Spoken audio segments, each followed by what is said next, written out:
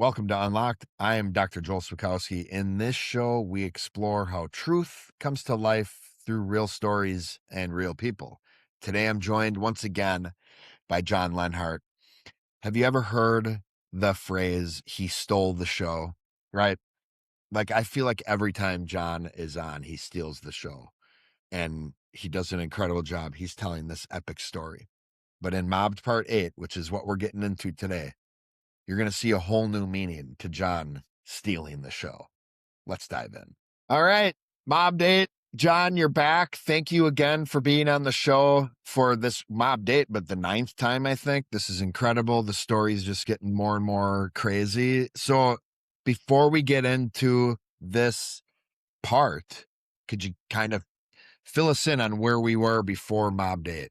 Well, I think Mob 7 is probably the most important episode in this entire series because this episode 8 and 7 lead right into the event everybody knows about, but people don't know what happened in 7. They don't know what happened in 8. So what we saw happen in 7, it was the culmination of really being proven right. Basically, the judge had the associate pastor from the big church show up at his house and say, the big church pastor says mom and God's heretical. I called the big church pastor on it through an email because he had said just 6 months before that the charismatic pastor saying stuff but not meeting with me was wrong.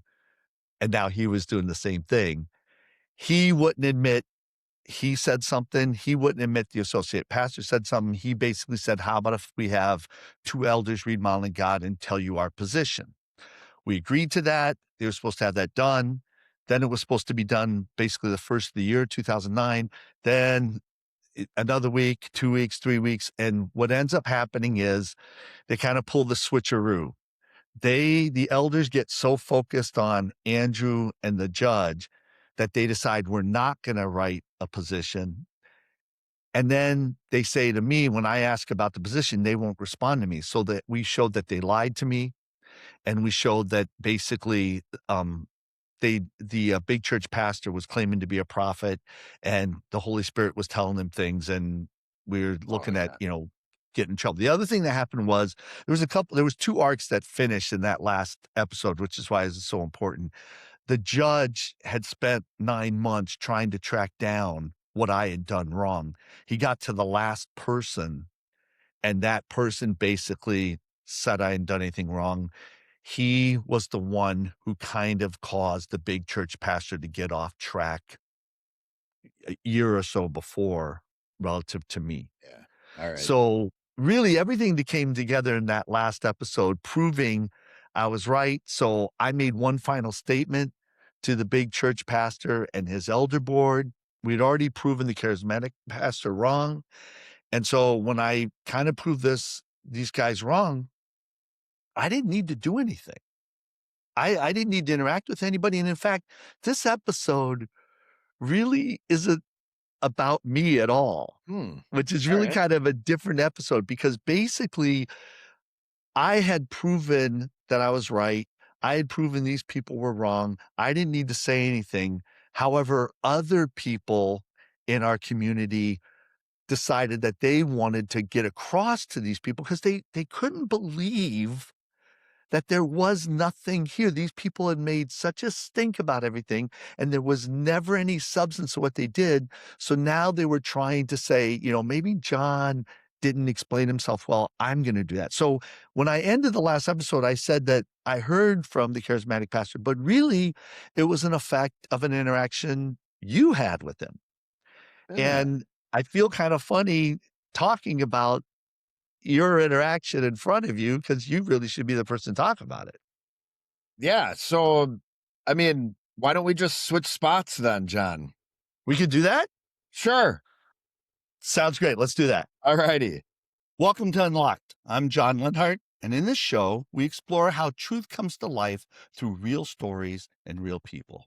Today, I'm joined by Dr. Joel Swakowski. Up until minutes ago, Joel was the host of this show. However, I'm having him on to discuss the events beginning in February 2009. I'm excited for all of you to hear this story, so let's dive in. Welcome, Joel. Hey, John. Pleasure being on your show. Yeah, this is a great show. I didn't know you were a podcaster. Yeah, I'm trying. I'm dabbling. So, Yeah, well, so tell me, you had an interaction with the charismatic pastor beginning in February 2009. Tell me about that. yeah, well, I remember, like you said, in the intro when it was still my show, there was, a couple other people in the community and outliers who were, you know, maybe not understanding the whole situation, didn't maybe know the details to to the effect that you've been sharing thus far on the Unlocked show. So other people took their stab at trying to reach this guy, especially the charismatic pastor. And I was one of them. And now at this point, I had known you for a couple years. I had been teaching modeling God and had understood it pretty well. I'd say in 2007, I was about in the depths of the depravity that I could ever be in my life. And a couple years later, things were going really well for me. I was growing in confidence and growing as a leader. So I think that's part of it too. And what you'll see in my interaction, there's some stuff that happened that I was actually pretty surprised as to how well I handled it, being how young I was and how long ago this was. But I can really see that it's like, oh, it's because I had been mentored and was part of a community that was really bringing a lot of transformation to people's lives and developing a lot of leaders. So it's pretty fun to reflect on this now. But I'd be happy to show you Oh, I because can't wait to hear it. I can't incredible. wait to One hear of it. the things I learned early on since knowing you, John, is we try to do a good job of recording interactions as well as we can. Mhm. And one of the things that's great is we've done a lot of work over emails. So we literally have interactions with people going back to 2009 and even further back than that we still have an accurate record of because of these emails. So it was in 2009. So what I was doing is I was visiting a blog that the charismatic pastor had been using in his bullying of you, John, of the mobbing, the bullying is happening online.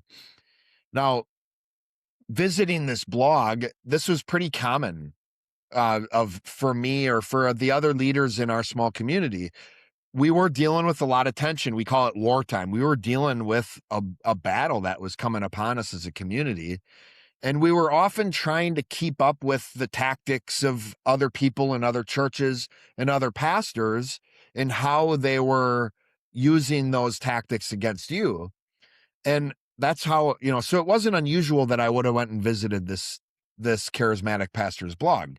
So I visited it. I read a post that he had put up and I felt led to respond to the charismatic pastor on his blog. Now, there was an ability to comment on the posts that he would publish, so I did. So what I cover next, though, is the exchange that the charismatic pastor and I had, but first starting with an email that I sent to him. So I had posted on his blog, but what I'm reading right now is an email. Okay. So here's what I say. Dear charismatic pastor, my name is Joel Swakowski. I'm writing in regards to the blog section of your website. A tab on the left-hand side says testimonies, what others are saying. So on Saturday, February 7th, I went to the blog and I attempted to post a comment. But when I clicked submit, the site displayed a message that said awaiting moderation. I was wondering if this was something that was set up intentionally or if this was a mistake. In case you haven't seen my comment, I have pasted it below. Thank you for your time. So, a commentary break. I sent this email because I wanted to make sure he received the comment that I put on his blog. Now, John, you and I had been using blogs for years. And even up to that point, we knew the function of awaiting moderation on the comments is something that he would have had to turn on. Intentionally, yeah. Yeah, because you and I had done blogs and the default is comments are open for publish from anybody who reads them. We always left ours open without moderation. We always saw it as a way to help us interact with other people visiting our blog and to welcome people who disagreed with us because it helped us get better at ensuring we could support what we believed. So I found it interesting that this pastor, this charismatic pastor who was so bold in what he said about others seemed reluctant to have others commenting towards him. Right. Like, he can dish it out, but can he take it? So next is what I put on his blog, and I also pasted it in his email. I just wanted to be, just in case maybe his blog wasn't working. So here's what I wrote. Your refutation of modeling God is flawed. You have misquoted and misinterpreted what was written. For example, you say Lenhart then goes on and constructs a model which grace is limited to God's divine influence upon the heart, an influence we must pay for so as to not violate God's justice. Here you have misquoted Mr. Lenhart. What is actually written on page 67 of Modeling God is grace, the divine influence upon the heart, and its reflection in the life. And John, you even have in parentheses, Carice 5485, which is the Strong's reference. Right. I continue in the email to this charismatic pastor. In your refutation, you left out the second half of the definition of grace, its reflection in the life part. You say that Mr. Lenhart teaches that the grace of God is earned. The divine influence upon the heart is the gift God gives every man. The reflection in the life is that part that is our responsibility. It is not works because it is God directing our actions. We do not get the credit. It is God's righteousness through us. You say Lenhart's reliance upon non-contradiction alone as a basis to determine truth is simply flawed both logically and biblically. Here I go on to say you emphasize the word alone in this sentence. Mr. Lenhart does not use non-contradiction alone in determining truth. You completely miss the other three principles that are the tools to determine the model for God, for salvation, etc. Modeletics combines four principles: non-contradiction, growth, contrastive thinking, and causality. Just because Mr. Lenhart labels one of his models as non-contradictory doesn't mean he hasn't used all four principles to reach that conclusion. So, commentary break. Well, first of all, my commentary is that it sounds like a future doctor writing that. But anyways, go on. What's your commentary? Thank you. So here's some things I'm thinking as I'm reading this, because one, I'm not only, nostalgic and enjoying it, I'm also, kind of picking apart what would I do different today. So although I accurately quoted the charismatic pastor and what he wrote and published, if I could do this exchange again, I wouldn't have started so many sentences with the word you. Uh-huh. That word you usually jars people. If I say you wrote this, you said this, you quoted this, which if I had changed that, maybe he would have received what I wrote better. I'm not sure, especially if knowing how the story ends. Don't want to give any spoilers here, but I mean, I could have, instead of saying something like you emphasize the word, I could have written in the refutation, the word alone was emphasized. So there's ways I could have written it that may have been a little less just right between the eyes at the guy. But we live and learn. Let's continue. So I continue to say in the email, I have more examples, but we'll stop for now. I do have some questions for you. What is your interpretation of Matthew 18, verses 15 through 17? Little commentary break. At this point, I pasted the verses in the email. I won't have to read them for you here, but we know these are the verses that command us to confront a believer when they've trespassed against us. It's our responsibility to confront the brother. The next question I asked him was, have you ever met with Mr. Lenhart? And then the third is, did God tell you to write this refutation? Oh, beautiful. 3 great questions. Commentary break. I wouldn't change how I ended this. We've already, up to this point in the mob series, have seen how so much damage was done that would have been prevented if the Matthew 18 process was followed. Now, what's cool about this part of the story is the charismatic pastor actually gets back to me. So I get an email from him, again, not on the blog. He writes back on the email and he says, thanks for your email. I don't check this every day, so it sometimes takes a bit of time before I get back to people. As for the message you saw, since our website which is still under construction, is dedicated to exposing the falsehood and heresy Lenhart teaches, not all comments are accepted for publication. Each comment is reviewed first, as John and his disciples are often known to try to talk things to death, and we wanted to make sure the site wasn't hijacked for that purpose. It's funny, commentary break here. I think it's interesting he accuses us of wanting to talk things to death. Because I'm just going to start paraphrasing some of the stuff he wrote to save us some time here. But he can be pretty long-winded, and I can be pretty long-winded as well. So I won't even necessarily fault him with that. It's more just interesting he points that out on me, right? So he addresses the comments. He says, first, John's teaching on grace. His contention is I misquoted him and how John has reacted to this part of my refutation. I'll just bullet point some things. So he says, first, a partial quote isn't a misquote as long as it doesn't misconstrue the author's point. I don't do this. Right. That's literally what he did. Yep.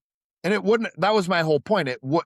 It changes the meaning of the doctrine of grace to only quote the first half of that definition, is why he was able to say John believes grace is earned.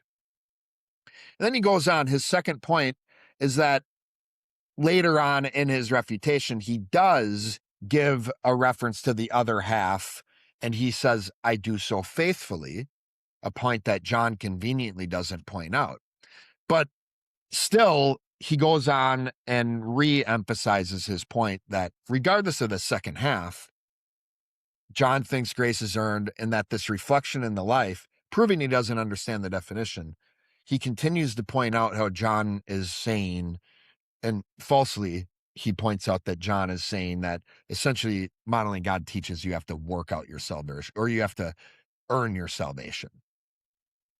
Then he goes on and he says, second, you mentioned John's principle of non-contradiction, and that I misconstrue John's teaching by talking about John's use of this principle alone to determine truth. Now, this is where he essentially makes the point, John talks about these four principles, but he doesn't show us how he used those four principles to come up with his model. So he's disagreeing with me, and ultimately, what he says here is my point, as I state in the refutation, isn't that his four principles are wrong, but that these principles are inadequate to do the modeling John seeks to do. I cover the areas John lacks in my refutation. These are attested to by not just biblical scholars the world over, but textual scholars of all type. The fact John continues to argue against them only shows the true extent of his ignorance as to their importance. So there's a couple issues with what he's doing here. And he ended, that was the end of this email to me. He said, thanks for reaching out. God bless. But one, he's essentially faulting you for not showing your work. But two, the end of this gets a little scary. Does it look like what he's saying here is basically you need to listen to these biblical scholars over the truth? Right. Which this is one of the main ways that it's a logical fallacy to be like, yeah, but well, these people say this.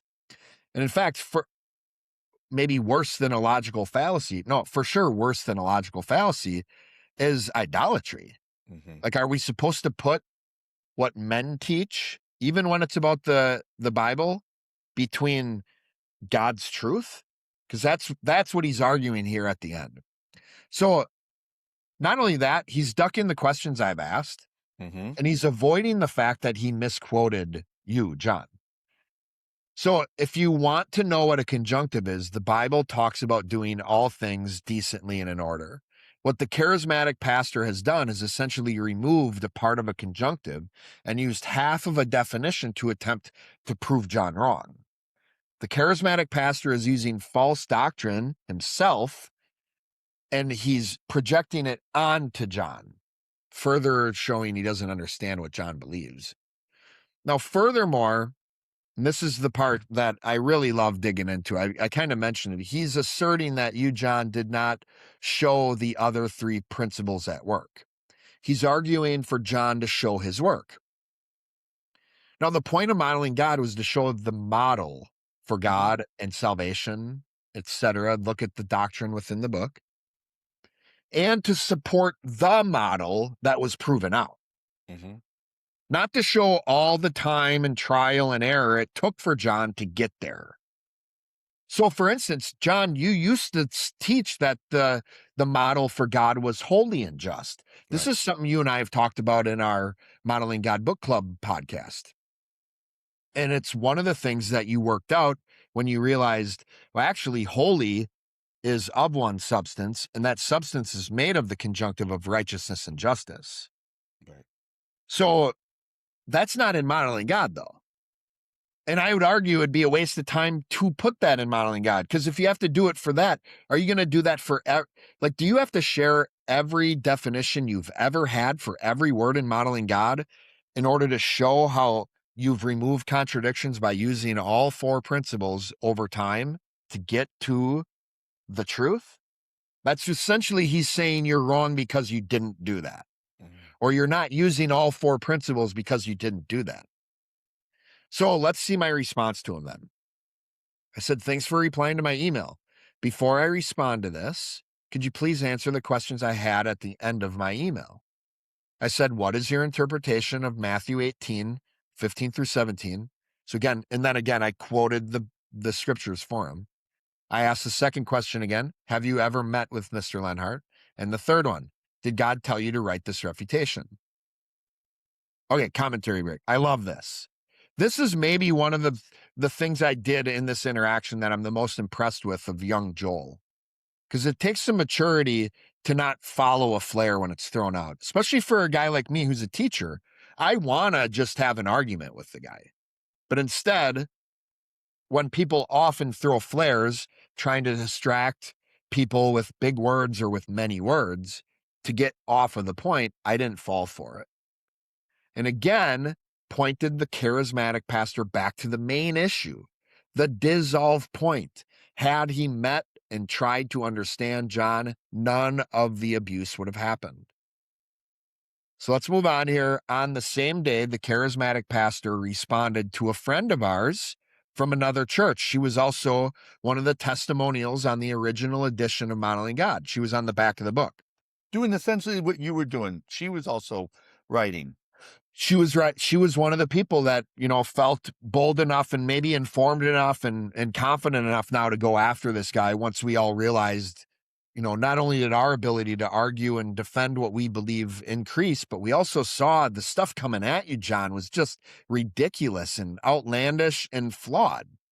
So she commented about posting a section on his website, the posting section on his website not working. So this is what he said. He said, this is the first comment I have received from you. He's writing this to this woman we know. So I'm not sure what you are referring to. If you resubmit it, I'll be happy to consider it for posting. The purpose of the blog is going to be to share testimonies from people who have encountered John's teaching and seen its destructive impact and heretical nature in Christ, the charismatic pastor. So other people seem to be getting blocked too. And it seems the point of the website, what did it say? Awaiting consideration? Moderation. So it seems like his measure for moderating and what he's letting through or not was determined by whether or not they agreed with him. So next we see the charismatic pastor respond to my questions finally. He says, the following verse is straightforward enough, referring to Matthew 18, so I'll let it speak for itself. Paul's response to false teachers he never met provides a biblical foundation for dealing with them. Should there be a personal relationship to begin with, as was the context of Matthew 18, meeting with them would be appropriate. Where there is not, it is not. I have serious doubt that Mr. Lenhart is a Christian based on the heresy he teaches related to the core doctrines of the Bible. Actually, God did lead me to write the refutation. However, having said that, The refutation of heresy is always within the will of God and would not require any further confirmation beyond what the Bible itself gives us. So the further confirmation I received only adds weight to the importance of the refutation. All right, commentary break here. So he rationalized his way away his need for meeting with John by saying John's a heretic. Interesting that this requires the charismatic pastor to judge John as an unbeliever, which, even if John was, the charismatic pastor ought to be merely forgiving John so God could work on John to become a believer. That is what the Bible teaches. And his whole argument is that the Bible tells me we should be going after heresy, so that gives me the confirmation I need. But even that requires you to be able to interpret the Bible the right way. So furthermore, the charismatic pastor stated as well that he has serious doubt that John was a Christian. Notice this actually is an admission that he's not sure. So isn't that grounds for the charismatic pastor to meet with John? Moving on. I respond, thanks for replying to both of my emails. I have a couple other things I would like clarification on. In your first reply, you said, second, you mentioned John's principle of non-contradiction and that I misconstrue John's teaching by talking about John's use of this principle alone to determine truth. So I'm bringing up this point he has made. And I continue and I say, I believe John Lenhart himself told you that modeling God showed what the models are and not how he came to these conclusions. So here I am. I'm just asking the charismatic pastor essentially the question I was commentating on earlier. It's like, why are you so hung up on John showing his work? But what I did is I said to him, John said he'd be willing to meet with you to explain how he came up with these things. So if how John Lenhart came up with these models is important to you, why didn't you take him up on his offer to meet with him? Also, you stated that you would be getting a group of Christian pastors and leaders together to discuss modeling God with John and why you believe it's heretical. Why hasn't this happened? Thanks again for your time. So again, I love this response. Again, pointing back to the issue the charismatic pastor is avoiding meeting with John. That's the big point I keep pushing him back to. And also, I make the point I shared earlier. The point of modeling God wasn't to show the work of what took to get there. Like, John, you're a chemist. You've developed products that are used in every home in America. Now, as the consumer, do you require John to show you his laboratory? It's like, no. Thank you for the soap. It cleans my clothes well. I don't care about all the variations that you had to come up with to get what's on the shelf. That's essentially what the charismatic pastor is arguing for, but he's essentially saying laundry detergent, you don't work because you're not showing me how many variations of that soap existed before the one that's being on the shelf is being sold. So then It I is a get one. funny argument to say, I am not going to take the answer until I see all the possible formulas you poured down the drain. Right. I mean, I don't know. Like, does he do funny. that with any medication? I'm not going to take any medication until I see all the medications that you tried and didn't accept. Right. Oh man. Yeah. That's this is one of those areas like, are you sure you want this standard held on you in every area of your life? Because this is just going to be impossible to hold up to. Yeah. So one more message. He says to me, my email's been down for the last few days. Sorry for the delay in response. John did state that he believed I confused the how and the why, so I'm aware that this is his perspective. After considering this, I don't believe his perspective to be accurate. Well, I did not, but he didn't. Hold Didn't on, answer Joel. any You questions. can commentate on it. Well, I did not meet with John in person. He and I did correspond about it, and his thoughts were considered. As for a group of pastors getting together, I have stated that should a group be interested in meeting with John, I'd certainly be happy to take part in such a gathering. That continues to be my heart on the matter. So again, he's showing he's actually testifying against himself here that had he actually sat down and met with you an area he doesn't understand, that would have been fixed. Right. So ultimately, it seems the charismatic pastor just left this like, I disagree with you on the points you're bringing, and ultimately avoided taking responsibility for his false claims and his refutation. And I guess we'll just have to wait and see what the charismatic pastor did as it relates to a group of pastors. Sounds good. So Yeah. thank you, Joel. So is this where I do the commentary? You get off Oh, and then I no, do no, the no, no, commentary? no, no, no. Give me my show back. This is why I do this. I listen to people like you talk for 45 minutes, so I get the 10 minutes at the end. Okay. I guess you can have your show back. Thank you, John. All right. Well, John, welcome back to my show. Thank you for being such a gracious host earlier.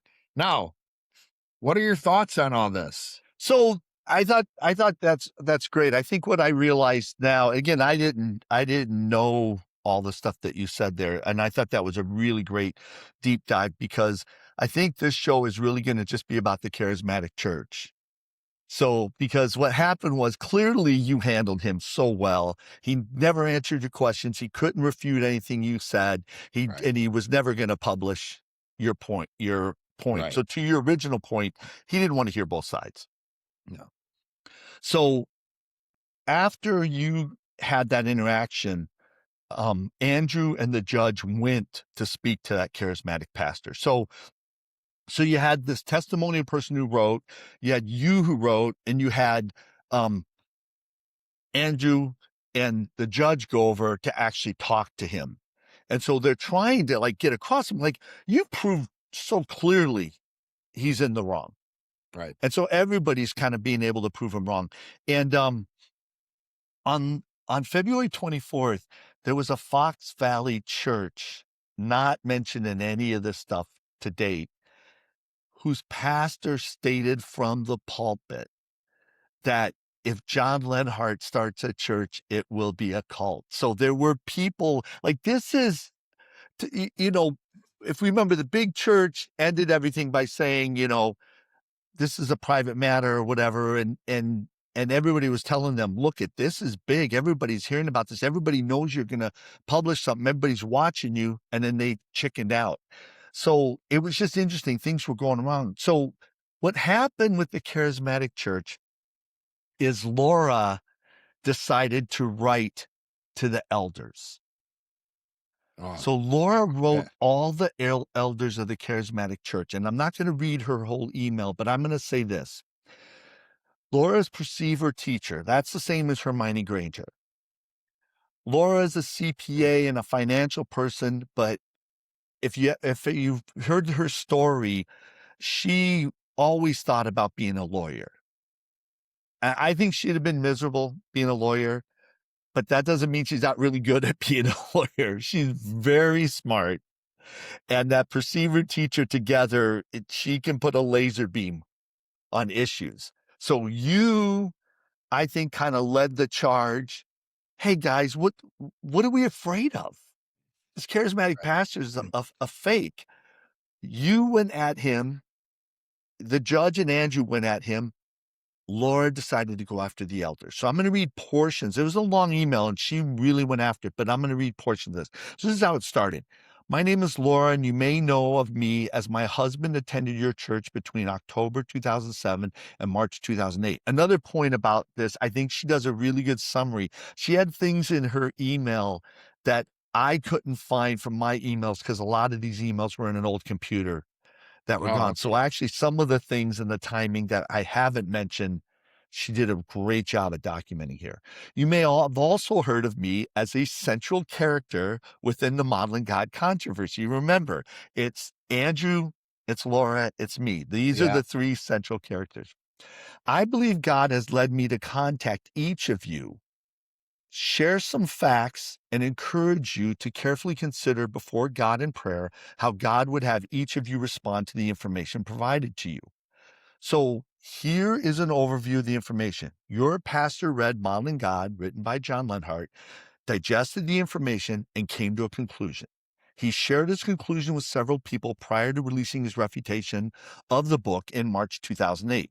Several people encouraged him to contact John directly to share his concerns. Two of these individuals were the woman that was on the testimonial who got cured of depression. So I'm Yeah. just going to call her testimonial. And there was a mother. There was a mother of one of the kids in his church. So I'm just going to call her mother Okay. because this is, I talked a little about this in the past, but we have the follow up here. Your pastor chose not to meet with John. John, myself, and two other adults, which included Simon, were leading a community-wide youth group meeting in a coffee shop downtown Neenah at the request of the mother and her daughter, which both went to the Charismatic Pastor Church. The group had been meeting 6 months. So we had these meetings, I think it was every other week for 6 months. So we had like 12 of them. And the kids were growing closer to the Lord. Several kids were being impacted that had not had a relationship with the Lord prior to this group meeting. Modeling God was not being taught to the kids. And again, this was a passion that Simon had. This was a passion that Laura had. An example of what we were teaching was how to communicate better with their parents and friends.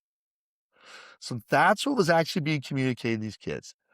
Your pastor told the testimonial woman and the mother that if the kids continued to meet with us, that we would lead them straight to hell. The mother became extremely fearful. She was unable to say what we were doing wrong, but shut down the youth group due to fear. So that youth group lasted 6 months and got shut down.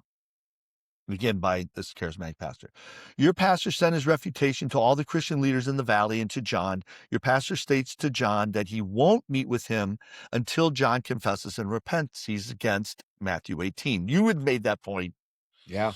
in your dissertation. Yeah. Laura then says that John answered all the pastor's questions and he still negated me. Basically, he doesn't really believe the Nicene Creed, Apostles' Creed, or all these things. Right. So then John moves into asking your pastor to hear him through the Matthew 18 process.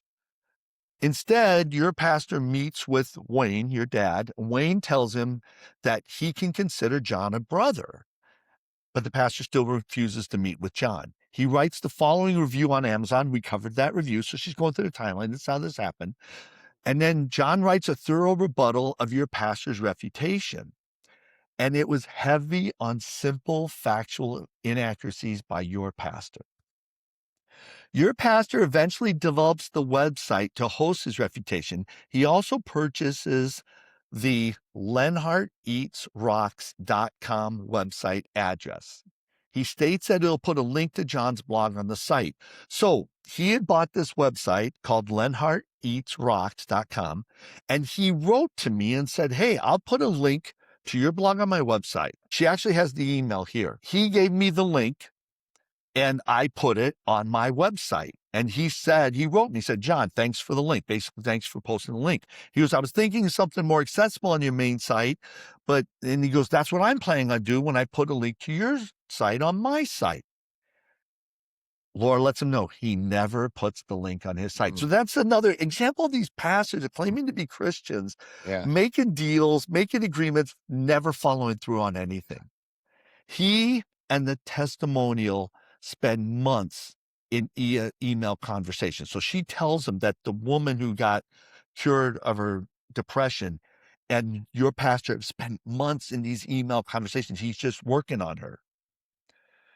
So Laura makes this clear. The woman who did the testimonial doesn't have a relationship with John. She'd only met me once. She doesn't correspond with him. I don't talk to this woman at all. I have no influence on this woman at all.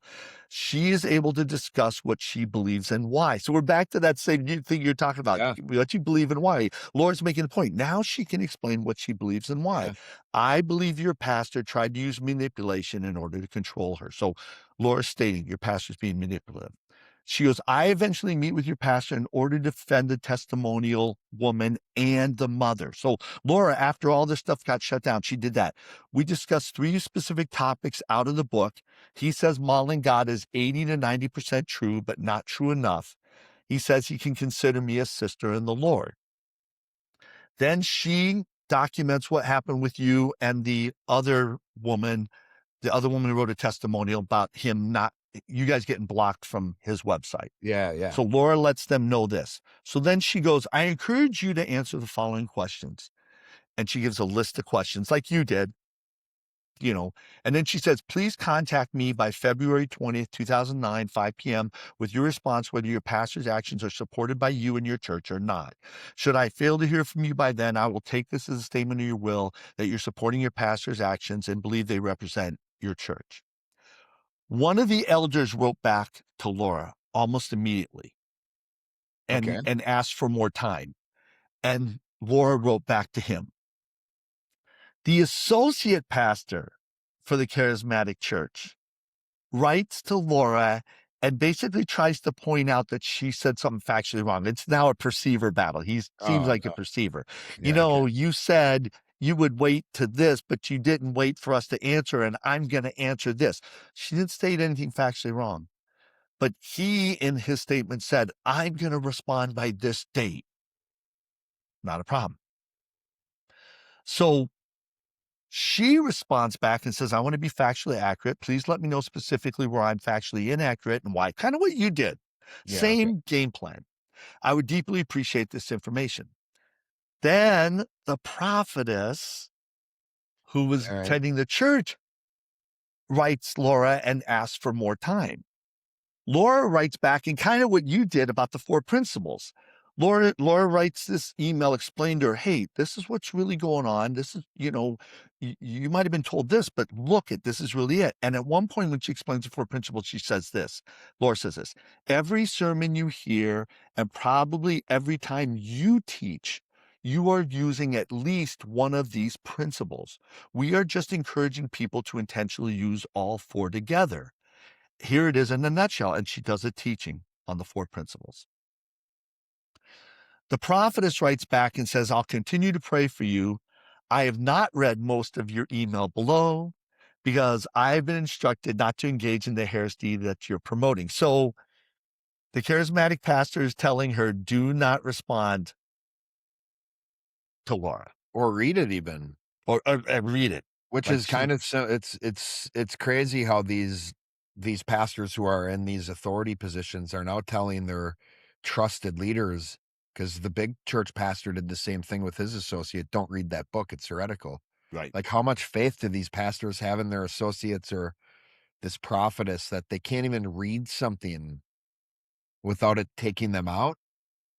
Right. Well, the thing is that you're trying to have this discussion. You tried to have this Yeah. discussion with a charismatic pastor and tried to understand him. He wouldn't answer questions, so you really couldn't understand him. You explained your point. He really couldn't repeat it back to you, and he said, I just don't want to discuss. I just want to keep doing what I'm doing. Laura is showing in her email that these 4 principles are things you're using and Yeah. Jesus is using, and are you really debating this? And this prophetess is going, well, you know what? I'm not even reading it, and I don't want to be accountable for this. And I'm being told not to read it, and I'm being told not to interact with you. So it's like, boom, that shuts down. Then the associate pastor missed his timing. So now Uh-oh. Laura writes the associate pastor and says, hey, you're factually wrong about what you wrote to me. So he had said she was factually wrong when she wasn't, and she asked to be shown where. He never responded.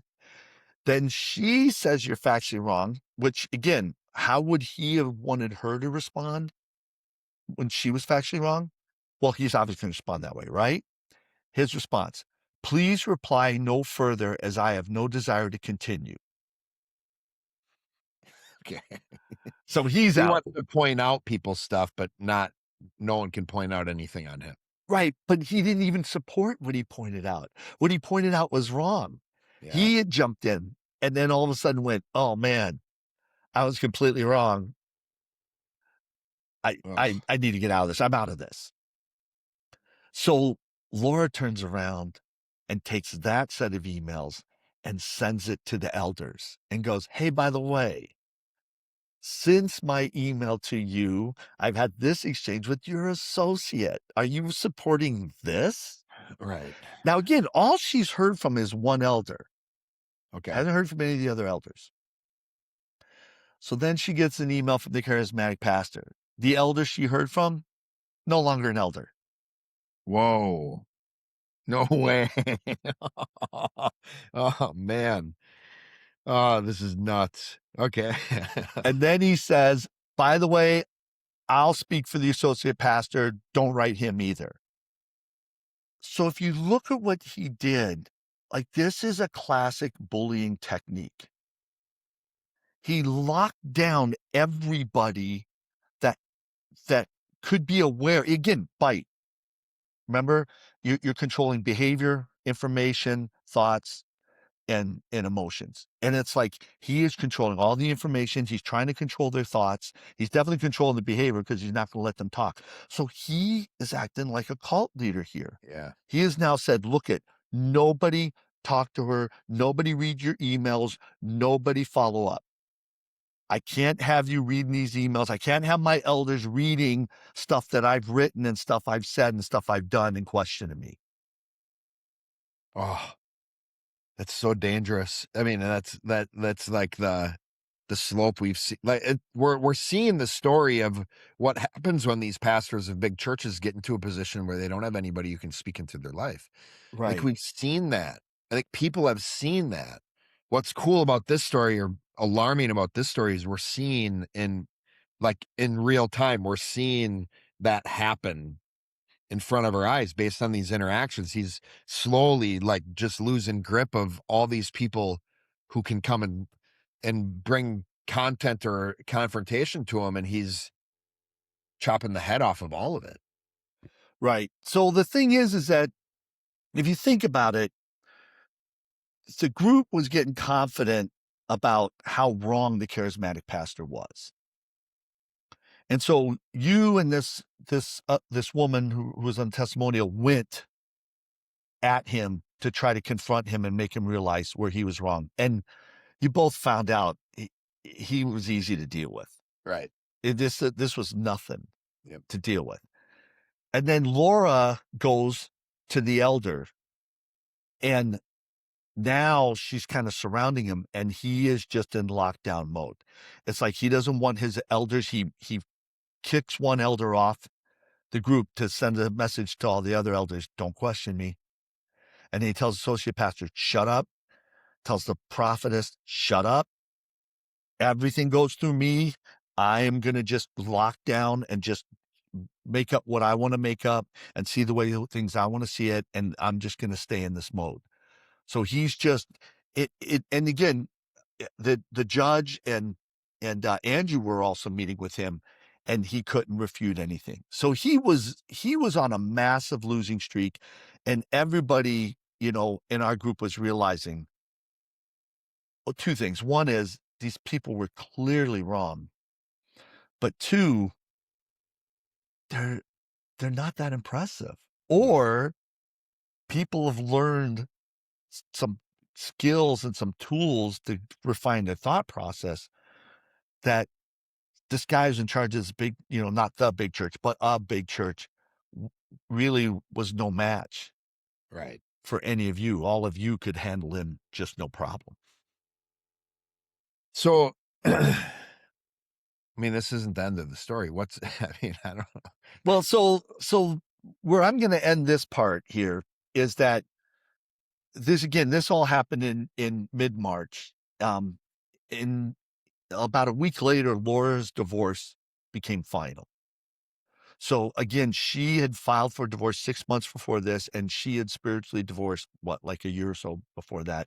So the thing is that now at this point of the story, Laura is, basically decided, I'm going to defend this stuff. I'm going to fight for this stuff, and I'm going to support this stuff. Meanwhile, I'm trying to sell insurance and not doing a very good job of Yep. it, and struggling with how bad these people's homes smell.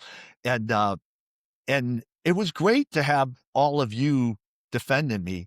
It was great to have, someone like Laura just really, like, she brought everything to bear and just did a great job. So basically on April 1st, the charismatic pastor did write me, and he wrote me about my blog, and he basically wanted to say that,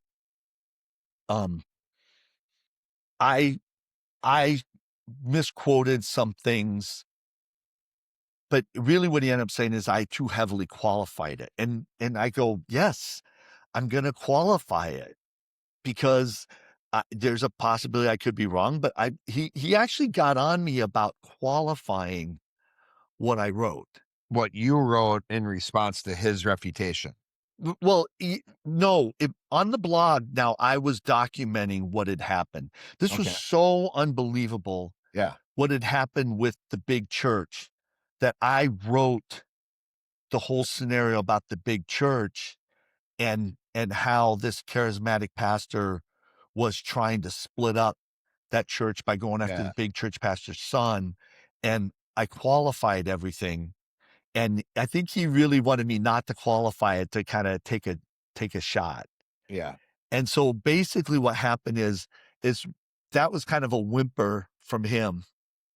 And we were really kind of done with the charismatic church. So the cliffhanger is that in April, the big church pastor reaches out to Andrew. And Oh. I'll just read you the first sentence just so you get a feeling what this is like. Again, this is the result had happened in February, and now it's been like 2 months.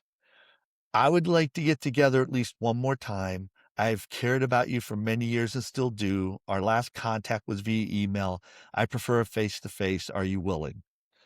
And it really, in the next episode, Andrew and the judge end up interacting with the big church because the big church pastor comes after both of them seeking their affirmation. Some of these emails sound like a guy who's been abusive to a woman, but he wants her to give him one more chance. Just give me one more chance. I Oh, won't I I didn't won't mean beat you it. this time. I No, I'd won't cheat never on hurt you this you. time. Yeah. Just are you gonna throw away everything over Oh, this? Can I have one more chance? yeah. So the the big church is gonna come back into play. Oh, man. And again, with me on the sidelines, it's we're gonna see how the judge and Andrew handle themselves with the big church, and it's actually very epic. Well, it has been up to this point as well, and I can't wait for Mob 9. But thank you so much for Mob 8 and for sharing the microphone with me today, John. I appreciate it. Thank you. That Uh, was fun. yeah, it was great. Thank you so much for everything you're giving to Unlocked. And yeah, we'll see you next time. All right. Thank you once again to John for being on, for switching spots with me there. That was an amazing episode. It was fun to be part of the story. And yeah, let's dive into some doctrine here because I do still have some stuff I'd like to share with y'all. First, we talked about Laura being a perceiver teacher and how she'd be wired really well to be a lawyer. If you're wondering what we mean by the perceiver teacher stuff, those come from Romans chapter 12, a list of spiritual gifts there. We've referred to them in the past as the motivational spiritual gifts. Go to flowsys.com or even musicoflifechurch.com and check out the restoration process if you want to learn more about those. And yeah, we'd be happy to help you discover the uniqueness that God created you with. Another part I want to touch on real quick is just honestly how devastating it is for this youth group to be shut down when these kids were getting help, the help they needed. Jesus said it would be better to have a millstone hung around your neck and be drowned in the sea than to cause one of these little ones who believe in me to stumble or sin. You can see Matthew 18:6 or Luke 17:2 for that. I mean, how do you feel about a church, a group of pastors, a group of elders shutting down a youth group that's actually helping kids learn how to communicate better with their parents and with their friends? What would Jesus say about that? And finally, I want to take some time to talk about the principle of contrastive thinking. This is the principle that I think shone through the most in this episode, and mostly through the charismatic pastor doing comparative thinking and refusing to see any other perspective other than what he believed to be true. Now, in 2008, there was a national salmonella outbreak. Now, in order to determine the cause of this outbreak, a theory had to be proposed, right? The scientists had to come up with something. The people who were trying to solve this problem looked at the cases of salmonella poisoning to see what these cases had in common. Comparative, right? Now, the theories were proposed, and once a contradiction was detected, they would disregard it. Great. But eventually, one theory seemed to get stronger the more information that came towards it. In fact, the more information that was received, the more it looked right, because none of the information contradicted this theory. And eventually, someone made a decision to tell the public the cause, this theory they came up with: tomatoes. I remember this because I remember going to a fast food restaurant during lunch one day, and it said, if you want tomatoes, you have to ask for them. We're not going to be putting tomatoes on our sandwiches anymore unless by request only. I don't like having a bunch of veggies on my burger, so it wasn't an issue for me. Anyways, the authorities essentially stated, we know for sure the outbreak was caused by tomatoes. They were sure enough to publicly blame tomato growers and create in the public's mind a negative experience associated with tomatoes. I still remember to this day there being signs up saying we don't have tomatoes, and it was nuts. Now, they were sure enough that they were okay with the collateral damage of hurting the tomato farmers financially. The tomatoes were quarantined. However, the outbreaks didn't stop. Salmonella kept happening, hence a contradiction. So, how dumb would it have been for the authorities to continue to tell the public that it had to be the tomatoes in the face of this obvious contradiction? What would you think of people who endangered the physical health of the entire country by holding to a contradiction? What would be the cause of these people sticking to a contradictory explanation? It would be the inability to consider they were wrong. It would be their desperate attempt to appear to be right and to try and convince really all of us to conform to what is in their head. However, the existence of the contradiction caused them to go back and consider another answer: jalapeno peppers. So why did tomatoes appear more right than the actual right answer? Comparative thinking. People were only looking to confirm what they already believed. Now, one of my biggest frustrations over the years has been pastors who play the pastor card. There are pastors who prove they are right by asserting that they are a pastor. I also see this with theologians, with authors, with biblical scholars, especially in my studies and through all my schooling. How does being a pastor or a theologian make a person right? Isn't truth objective? Proverbs 21:2 says, every way of a man is right in his own eyes, but Jehovah weigheth the hearts. So the Bible states all of us see ourselves as right, even pastors. However, I've heard and seen from John's own story that pastors and theologians have told him that modeling God is correct in that in how it defines grace, yet they won't change what they teach or preach about grace. Why? Because they said they didn't want people to think they were wrong. They were and continue to be wrong. They admitted it, yet they were more afraid of what these people thought about them than what God knew. So we have a choice over whether we are going to use the brain God has given us, whether we are going to think according to the flesh or according to these God-given principles. This is why the Bible appears to contradict itself when it comes to thinking. Should I think or shouldn't I? Now, our way of thinking is flawed. It is according to the flesh. However, the Bible tells us to know and to understand. The Bible tells us to think. The Bible says to think according to God's way of thinking, to think according to these four principles: causality, growth, non-contradiction, and contrastive thinking.